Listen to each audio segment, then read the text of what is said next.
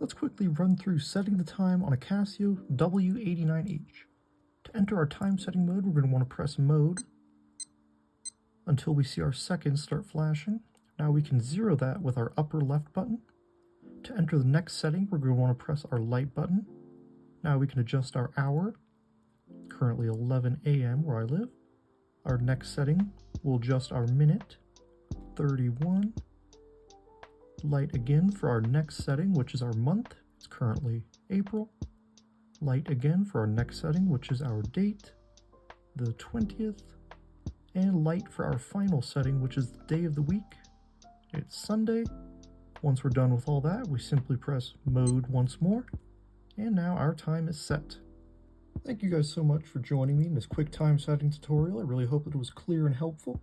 If you're interested in more tutorials and watch related content, please do consider subscribing. Thank you.